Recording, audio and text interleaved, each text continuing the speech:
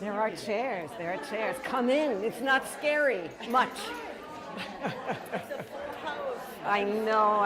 It's wonderful. I'm very excited.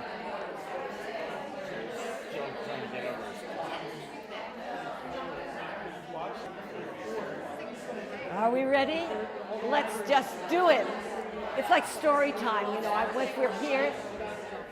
Okay. Here, you know what I'm going to do for you?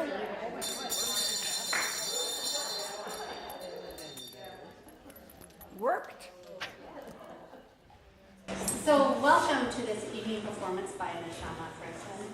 I'm sure many of you are already familiar with Neshama and her many talents. But for those of you who are not, let me give you a little bit of background. She's passionate about words both spoken and written. I shall see by some of the things she currently does. So she writes a bi-weekly reading blog for the county library system called Neshama's Choices. Weekly. It's a weekly. Weekly. Whoa. I said correct. It's a great place to go if we need ideas of what to read next.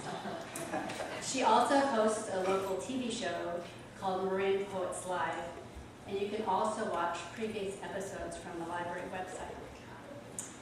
She's been doing her local radio show on KWMR in West Marin for more than 10 years. And she performs at schools, camps, libraries, including regularly participating at Tell It on Tuesdays in Berkeley at the Marsh Theater. And last month, she was the winner of the San Francisco first ever Moth Grand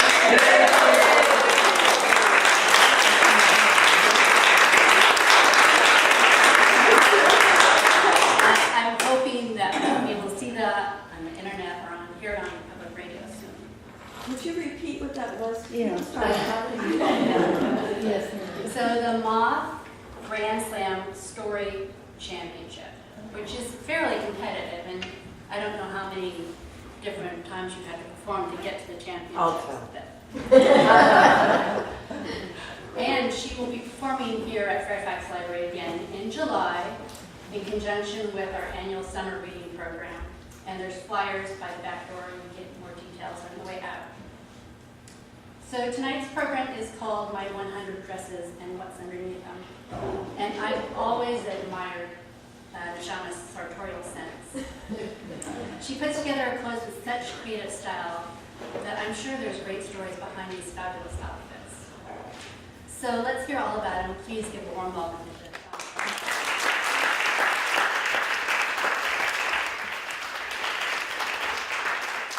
And thank you, Angela, for making it happen. I mean, this is like a dream.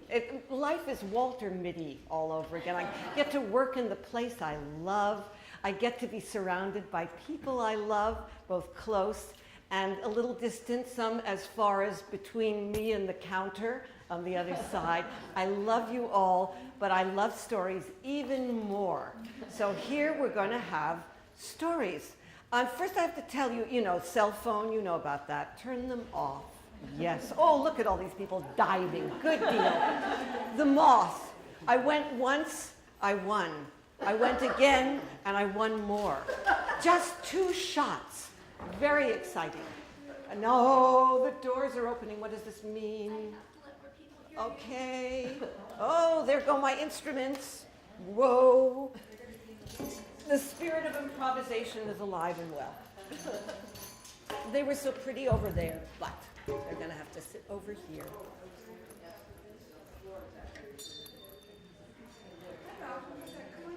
Okay, so folks, assemble. And in the meanwhile, they call it vamp till ready, but we're ready all the time.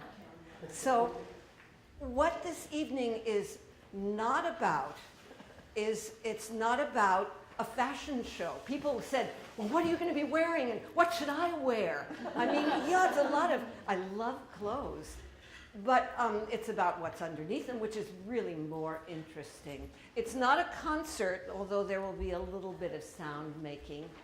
And it's not exactly story time, but we're going to start with story time because it's about imprinting, which is where stuff starts, right inside. So see this book, The 100 Dresses. 1943. I was very young. I think it's still in print, by the way.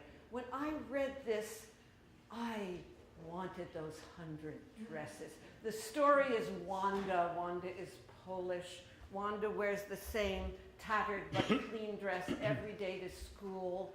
She lives with her dad. The children tease her unmercifully. Children are so cruel. And then finally, but she tells them, she says, I have 100 dresses at home. And they all go, but she leaves. She and her father, they have to leave. And they find in the classroom beautiful, beautiful, beautiful pictures, watercolors of 100 dresses, glowing. And in her shotgun shack, 100 dresses. Now, I was not that literarily inclined when I was about 4 or 5. I wanted the dresses. And I got them. So, where did I get them? Well, you're going to find out. And this one is from St. Rita's on the 50-cent rack. Yes. So we will start. If you have 100 dresses, you need 100 pairs of shoes, don't you? I have them. I do. And you'll find out where I got them. I only have 2 feet, but I love shoes, and I'm very cheap. But we're going to start with imprinting again. A little pair of shoes to fit my little feet with a snub toe and a kind of a diamond. It was actually a flower cutout on the top and a strap that fastened with a button hook. Ooh, that was so exotic. And I loved them so much, and my parents were very generous, and they gave me a pair in red and in blue and in brown. My shoes fit, every dress. And I was in heaven. And they were the perfect shoes. And that's very hard when you find the perfect shoe at like age 2.5. Because the feet grow. They did. Now, elementary school, I had a terrible blow.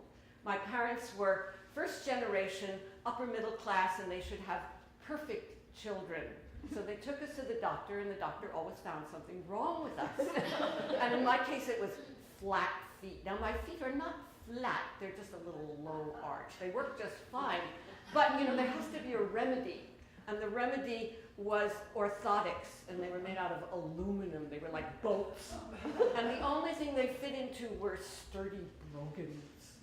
And everybody else in my class was flitting around in capizios, the girls that is. And I was clumping around. I mean, they were saddle shoes, but it was horrible. It was like cement blocks on my feet. I hated it. But after a while, it was clear the orthotics weren't doing any good, and I did get my capizios, but it was too late. Now, I searched and searched and searched for the perfect shoe until I discovered earth shoes. Remember earth shoes? Oh, yeah. Well, the way it worked was that scientists observed the noble savage with wonderful posture, and then they looked at the footprint, and they said, look, the heel is lower than the toe. We'll make a footbed so the heel is lower than the toe, and when our people, our civilized people, put them on, their spines will align exquisitely. And so not only were there earth shoes, but there were earth boots. There's nothing better than a boot. And so I sent away for them, and it took a long time for them to come. And finally, this carton arrived about the size of a dorm refrigerator. And I slid it open, and I looked inside, and the first thing I did was smell that new leather smell. It's intoxicating to someone who loves shoes. And then I hauled out the earth boot. It was bright yellow, school bus yellow, yellow submarine yellow. I love them. It took me 15 minutes to get into them. They had a lot of laces and grommets. And I stood up, and my spine aligned beautifully for a little while. There was one problem, though, a kind of both physical and psychological. At that time, I was a pushover. So if you put your hand on my sternum, I would tip backward. And then the yellow lost the luster. They were not the perfect shoes after all. But then I got to Bolinas, 1971. And in Bolinas was here it comes, the secret, my secret, the free box. Now, it was a transplant from Berkeley. In Berkeley, in the People's Park, that's where it was. But it had managed to move all the way up and over the mountain to Belize. And there was everything. In case you don't know about a free box, I'll tell you how it works. People drop stuff off that they don't need or they don't want. People pick stuff up that they might need or want. But nobody is saying, you don't need that, you don't want that, that's ridiculous, that's excess. It's just anarchy, a cornucopia of anarchy. And that's where I got my 100 dresses, and that's where I got my 100 pairs of shoes. This is how it happened. In the free box, the shoes were just kind of tossed in willy-nilly. And you'd go in and you'd find one shoe that fit you and you liked it. And then you'd have to go ass over tea kettle to find others. They migrate. And sometimes you'd find a shoe that matched, but many times you wouldn't. It was tragic. And this is how I solved that problem. I was the only one who had the temerity to do it. And I'll give you my secret. So here's the scene.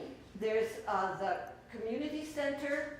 There's the free box, a kind of a little shed. There's the plaza, it's a kind of cracked concrete. And there's the People's Store, and so at the People's Store, there were these big cartons that had produce in them, but they were empty. So I'd take a carton, I'd go to the free box, I'd shovel in the shoes willy-nilly and carry it out. And this went on till I had kind of like a freight train of these boxes in front of me, and I was sitting on a bench, and then I did something so peculiar. I reached into one box, I picked up a shoe, and I hurled it into the plaza. And then I picked up another shoe, and I hurled it into the plaza again. The mad woman of Belize. I had a plan, because each shoe was landing in its assigned space, assigned in my head. There were the dark running shoes and the light running shoes and the sandals and the boots and the men's shoes and the women's shoes. There was a positive topography, like a 3D map of shoes all over the plaza. And when the boxes were empty, I would take one and sit down cross-legged in front of my pile of shoes, and then the fun would start. Mating. And you have to remember, I work in a library, so I love order.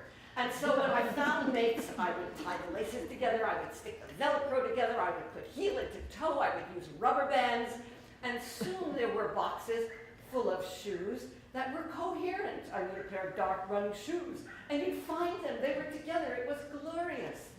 And so, this is what happened, but then there were always leftovers. There were the singletons. Oh, so sad.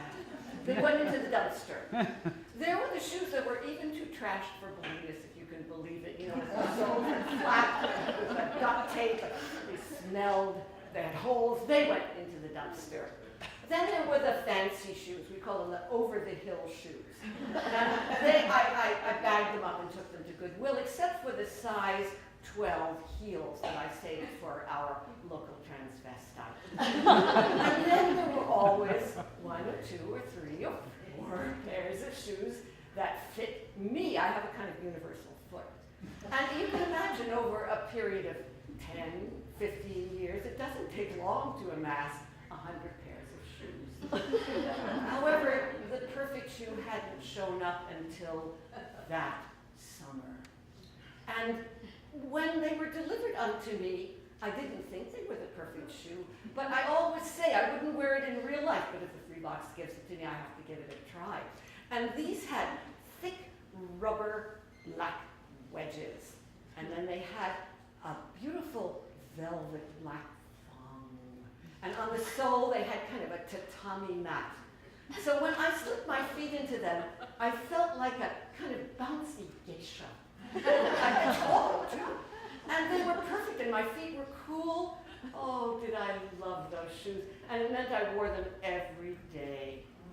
And the shoes in my closet, their tongues were snarling and their laces were snarling. Wear me. But I had found the perfect pair of shoes until the morning I went down to put them on, and one was missing. I mean, you know, shoes, they're not attached to feet, they don't walk by themselves. It was gone. And I'm very thorough. I looked under and behind, I looked every preposition. I explored. No shoe. Did the dog who missed her puppy, did she adopt one? No.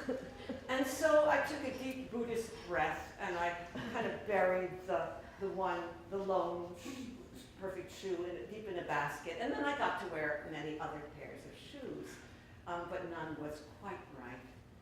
I was on my way to a wedding in Point Reyes. I was a little late.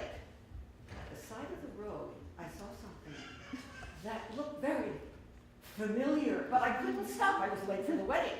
So I zipped to the wedding. I must admit I did not concentrate on the vows or even the food. And when I could decently leave, I sped back. I pulled over. I walked about a quarter of a mile in my wedding finery, and there it was. The sole, the thong, the tatami mat, size 8. I rode home. I went into the basket. I pulled it out. They were both Now,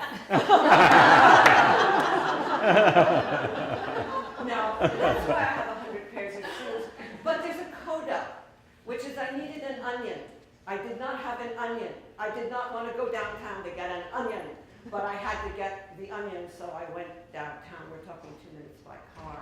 And I stopped in the free box. And look what I found. Ah, no, I think they're the perfect shoe for now. So that's my first story.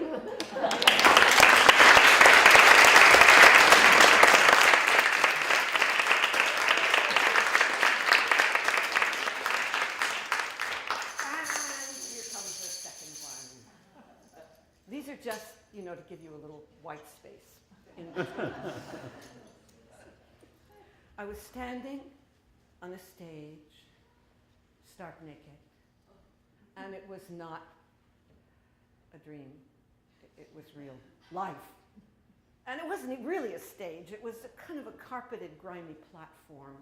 And I wasn't completely naked. I had on a homemade G-string. What was I, the mother of 2 small children, doing there in a state like this? I was about to do the hippie dance of love. Now, how did this come about?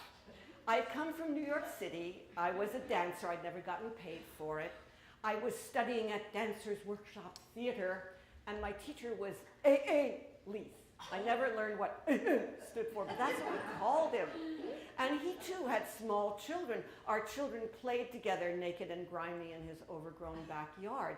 And he needed money. You don't earn a lot as a dance teacher.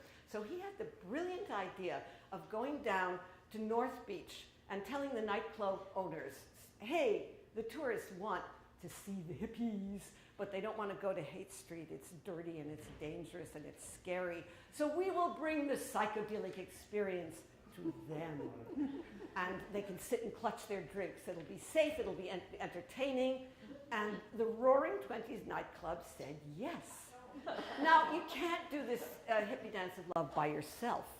So he culled from his class and he chose me.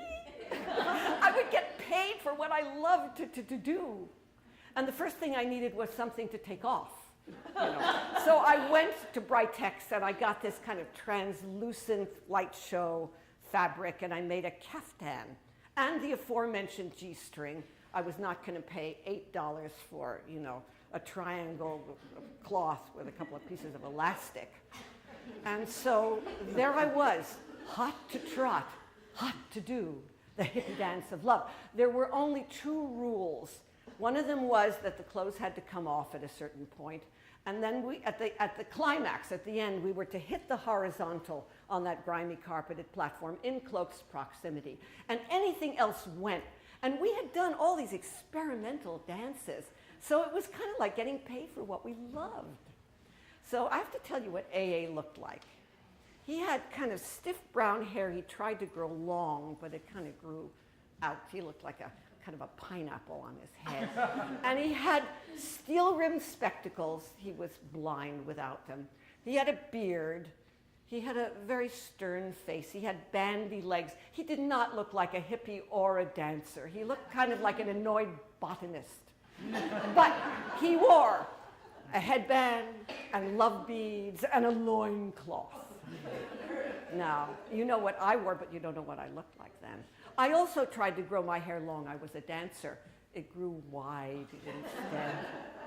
And I will first tell you about the icon of the Roaring Twenties, the other act. The girl in the swing and the gilded swing. She was like a Vargas pinup. She had cascading blonde hair, big blue eyes, pneumatic breasts, long legs, pointed feet. For the rest of my description, I had small eyes blinking through new contact lenses. I had a kind of a funny little smile on my face. My breasts were not pneumatic, but they were bigger than they had been before I had those children. My legs were short and my feet were stiff.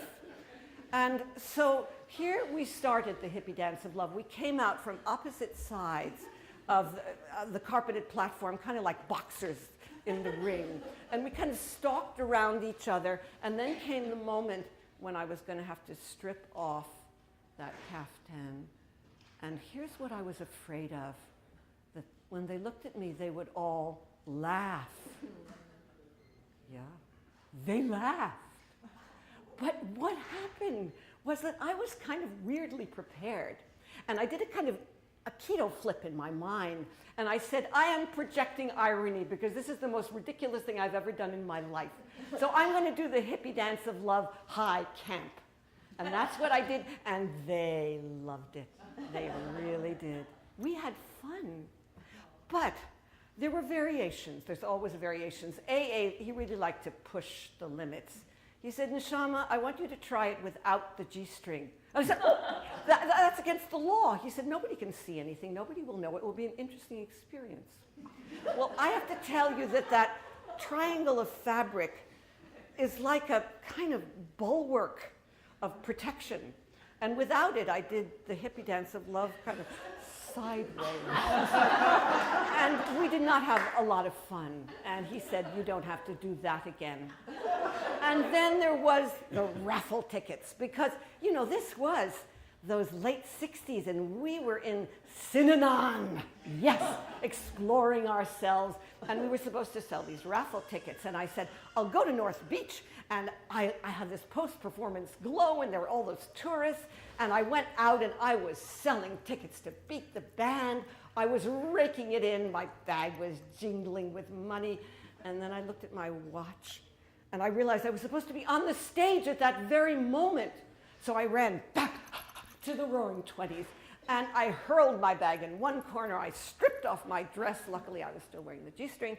And AA looked at me with that botanist's expression, and he said, Neshama, you have been a very naughty girl, and you will have to be punished. So a little S&M got into the hippie dance. Now, you may wonder how my long-suffering, about-to-drop-out husband, John, felt about this. Well, we were exploring. And I said, I want you to come and see what we're doing because it's so rich and interesting and beautiful. So we got the upstairs neighbor to listen on the baby monitors. I mean, the way it went is that the kids would be rocketing around, and she'd say something like,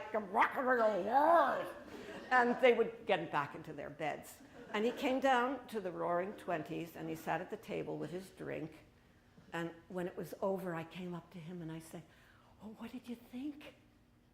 And he said, well, Neshama, it was probably more interesting to do than it is to look at. But he said, you don't really have to worry about a thing because behind that light show, nobody can see much of anything. Now, this was not the affirmation that I had hoped for.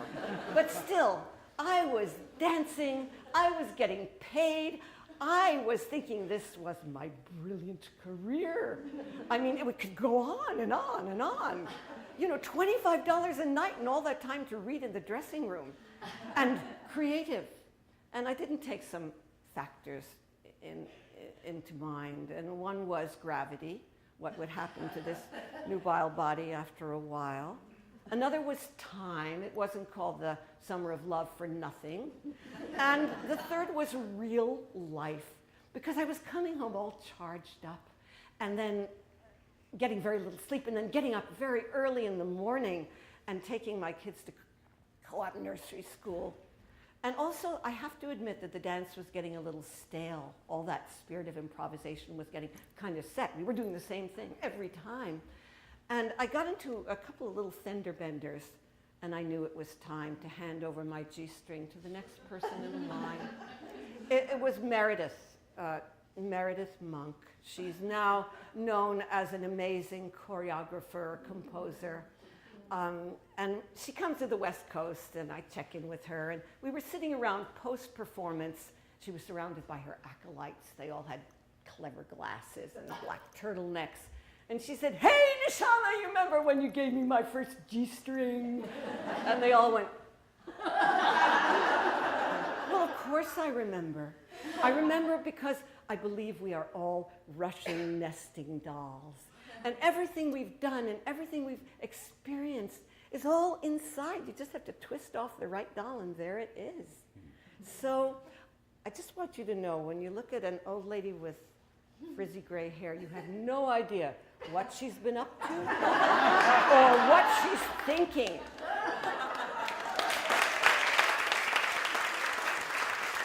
So, 5-minute recess. When you hear this bell, come back. Get something to drink, go pee, stretch, so you'll have room for more stories. No. The school secretary who went to work at the Renaissance Fair. If you don't know about the Renaissance Fair, it's where you can experience kind of medieval joys, a little hokey and kind of watered down, but still, go back in time and have fun. And my friend Verna said to me, "Neshama, I've always wanted to be a witch at the Renaissance Fair, but I have to be an administrator, so you be the witch."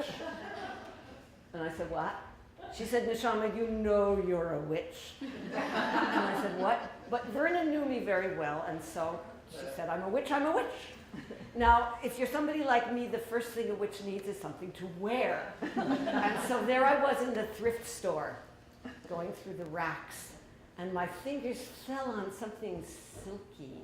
And I pulled it out, and it was kind of tattered, rusty black with beads hanging off it. It was the witch's garment, yes. And so I knew that I had a firm base, but it needed something else. I don't know what brought me to the feather merchant, but obviously this witch needed wings, black ostrich plumes. I made a little harness. And so she had her dress, she had her wings. I had that long, wild hair, and I made 2 skinny little braids with feathers at the end. I had this face. It hasn't changed that much. You can see, the witch in there.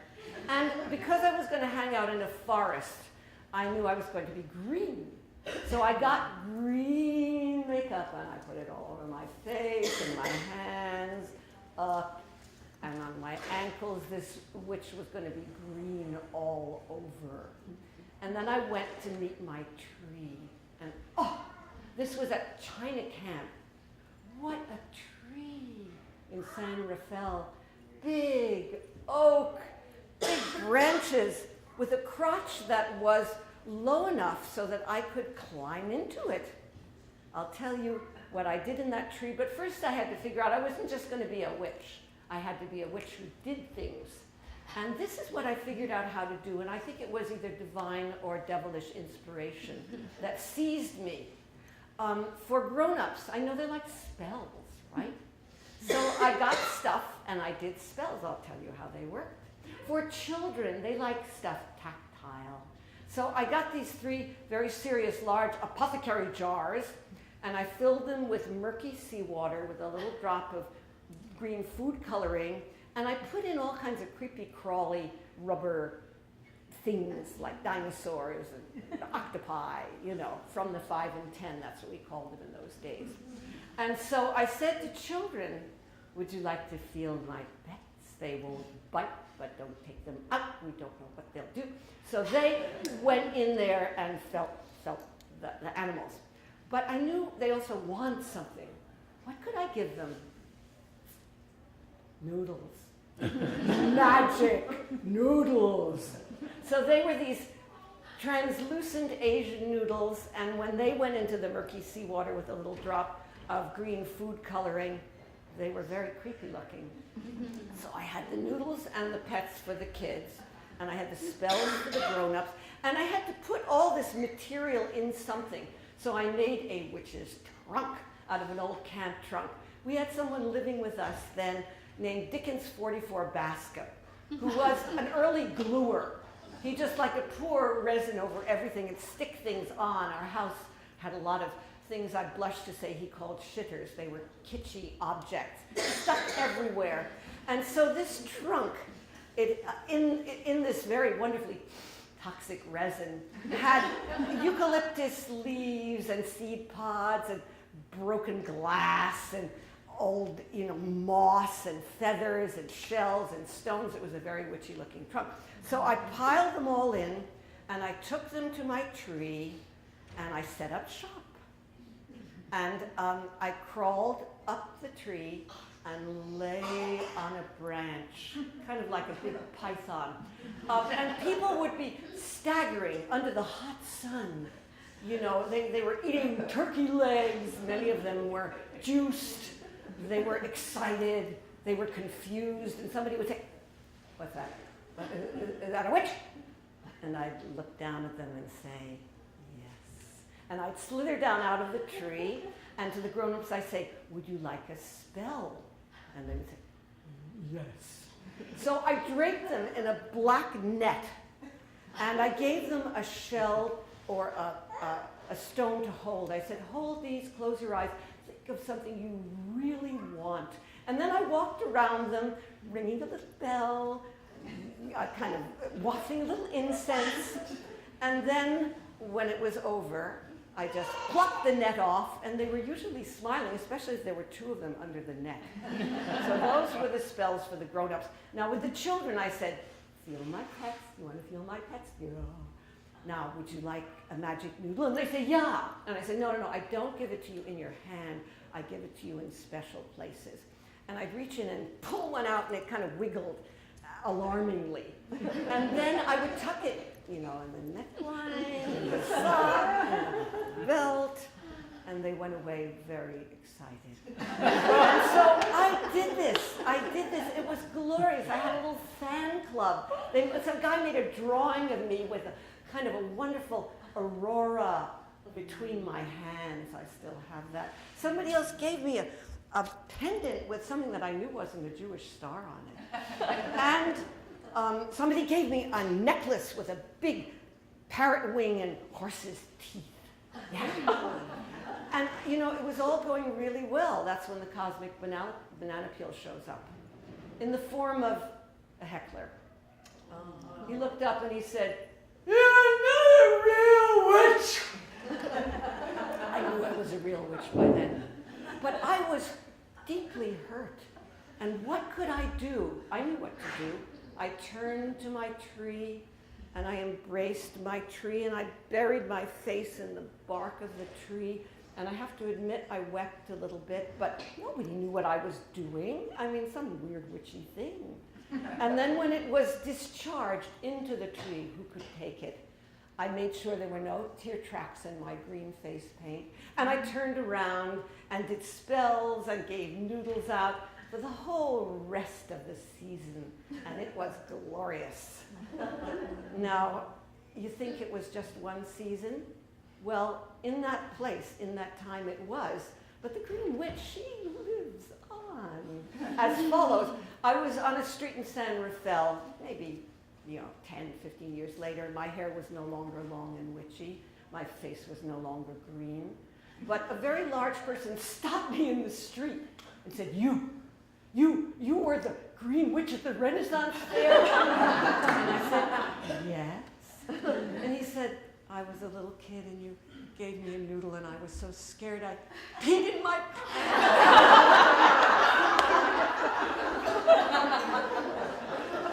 Now.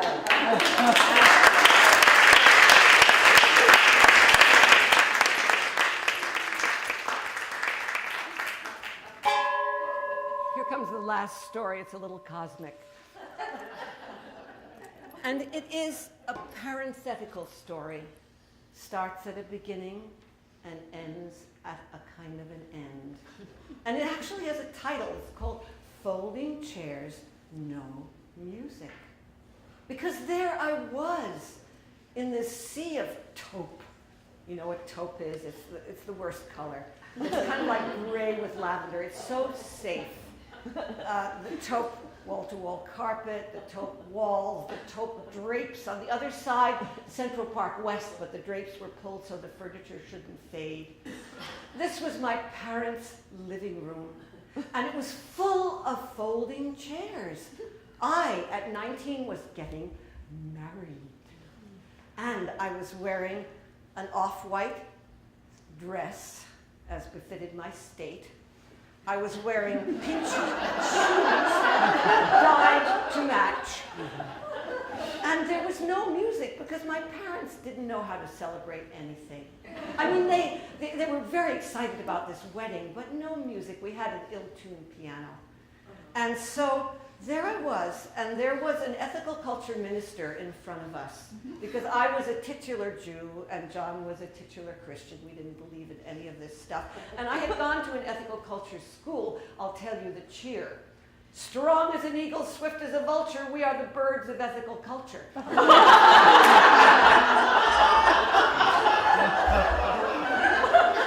So there I was, 19. There John was. He was wearing a newly purchased pinstriped suit that hung awkwardly on his very thin frame. But now, before we go any further with this wedding, we have to go back to how it happened. I was a bad girl. I had flunked out of high school. I had had a remedial mental health year in Wilkes-Barre, Pennsylvania. I didn't want to go back to what I called the scene of the crime, my parents' apartment. And so I figured I'd stay in Wilkes-Barre for college. And there I was in Wilkes-Barre, and I had an unofficial major. It was Russ Miller. He was a mathematics professor. I can't even do fractions. And I did not take his classes. But we got to know each other on the Greyhound going back and forth from Wilkes-Barre to New York. And we were teacher and student, and nothing could happen between us, but we loved to talk to each other. Heavy talking, heavy breathed talking. And so I was stricken. You know, I was, 18, 17, I was very young.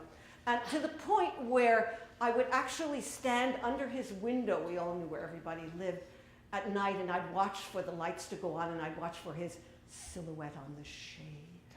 Yeah. Now, what did Russ look like? He had dark auburn hair over a, I have to admit, it was kind of a low forehead. He had very bright eyes, small, but bright, and a kind of tip-tilted Goyish nose. And he had a boxer's build, but right over the muscle there was this layer of very thin subcutaneous fat. I'll tell you how I discovered that. And it was the mouth. Oh, he had a very full, rich mouth that turned down like that. But you know, I'm not even going to linger with Russ, because Russ, he came in through the back door. He's not my story. My story is John. And so I have to tell you how John and I got together. And Russ was just a fabulous red herring. But in this case, there I was. I had flunked out of, college because I was so lust-ridden. I had to do something with it.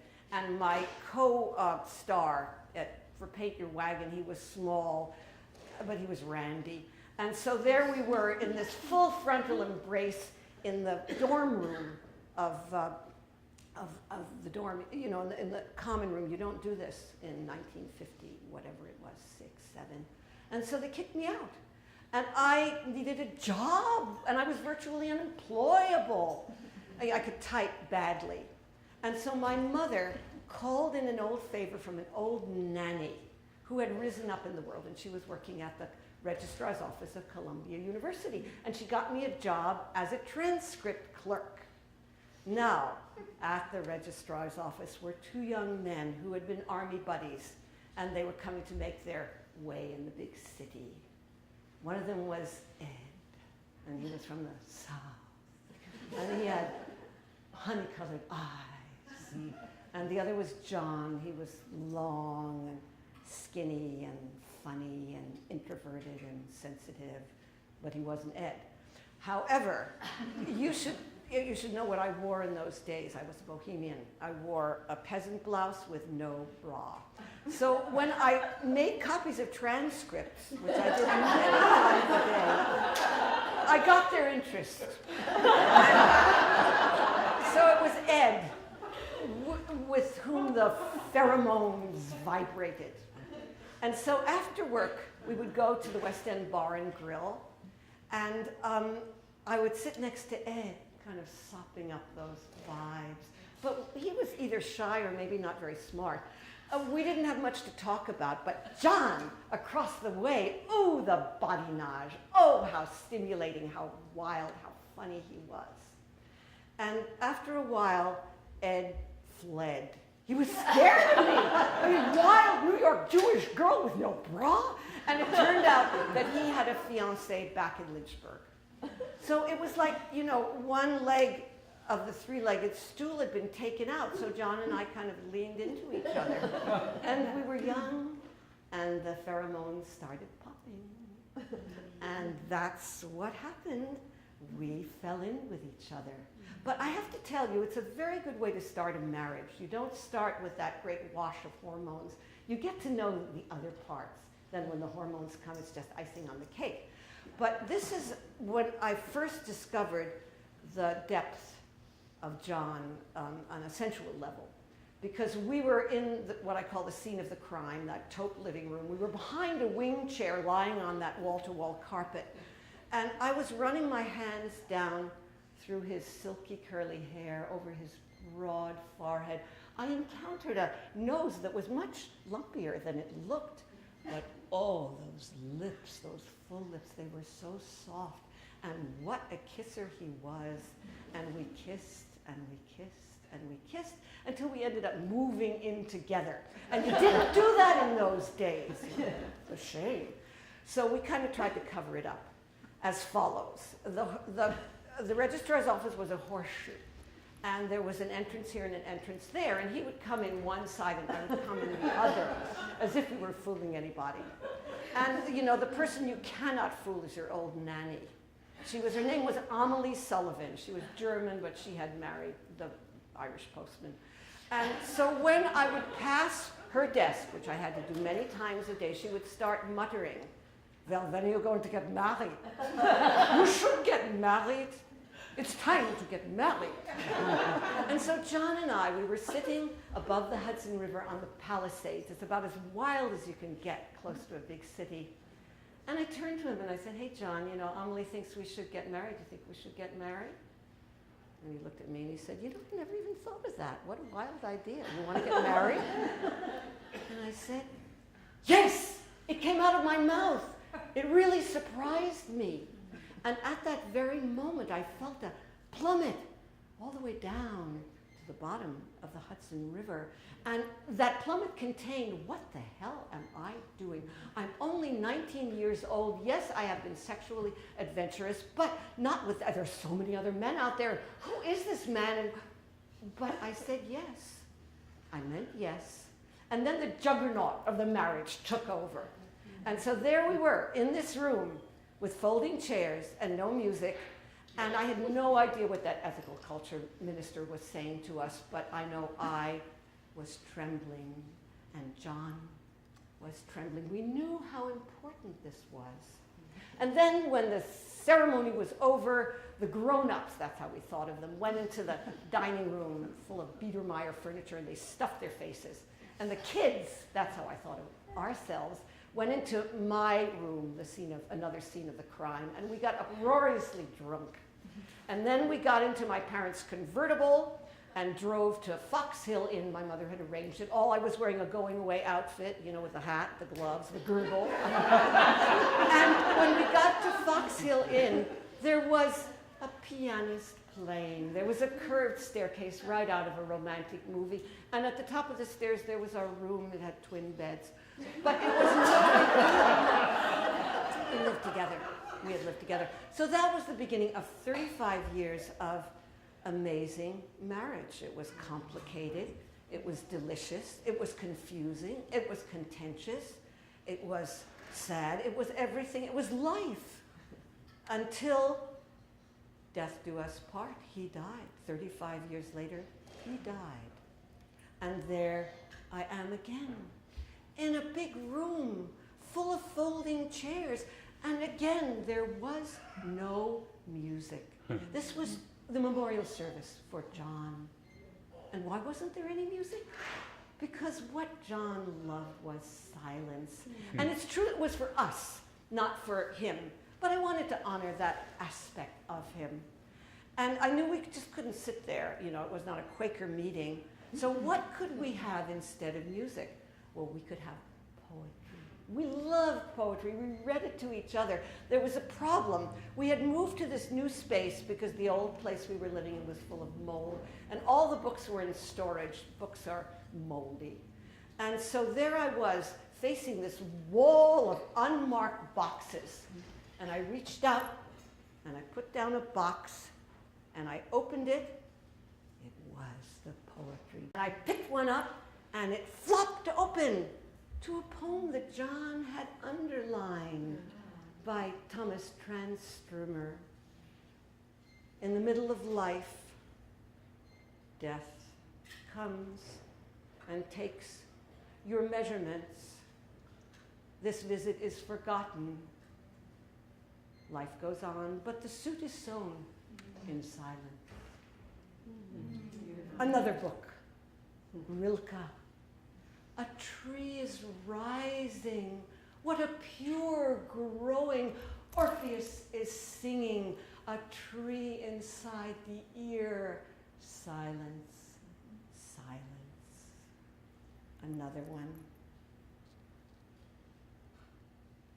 How lucky Kabir is inside his little boat, surrounded by all this joy. So these were some of the snippets of poems we found to fill this service. And it was John. He was there. Now, he was also a trickster. I didn't tell you about that. But you'll find out a little about that in a little while. But we have to move from the memorial service to his death back 3 weeks before. He was on a drug regimen that wasn't working. He was on a ventilator to help him breathe. The doctor said, you know, you might consider pulling the plug. We were all very out front about this. And I said, yes. Friday morning, everyone will be around him. Now, John always had his own idea of how to do things. So it was Thursday night in the ICU. And in the ICU, when there's a shift change, you have to leave the room. So my sister and I were having dinner outside that cubicle. And we were, you know what happens when there's life and death around? You're ravenous. And you're kind of outrageous. And we were laughing and we were eating. And then it was time to go back in. And my sister, for the first time, said, do you want me to come with you? And I said, yes. And she came in, she stood behind me. And I put my hands on John, who looked on that bed like a felled marble statue. And there was that beautiful curly gray hair. And there was that broad forehead, unlined now because the machine was breathing for him. And I had my hands on his torso, and I felt it. A leap, a spark. And that was it. All the machines except the ventilator went flat. And at that very moment, I felt the same kind of plummet that I had felt when I said yes. But it wasn't going down, it was going out into the cosmos. And I felt both tiny and huge. And then I knew that he was not there, at least in his body, anymore. And Catherine and I could go. And here's the trickster at work. On our way out, I saw the payphone. And I'm sure anyone who's had anybody die on them will know this. My strongest impulse was to go and call home and say, John, you wouldn't believe the fascinating thing that happened. And then when we got to this new house we had been living in, it was the middle of the night and the door was locked and we didn't have a key, and the crows on the wires were caught in the middle of the night. That was John's trickster energy. We had to wake up the landlady to get us in. And at the memorial service, my cousin Robert, a professional photographer, took pictures. Not a single one was in focus. But everyone had a prismatic aura around them. John's still here in my nesting dolls.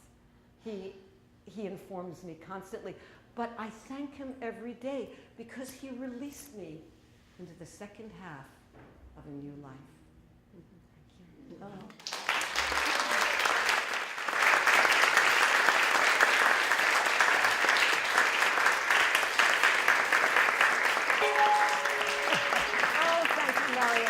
That's beautiful. Okay, we're done. We're done.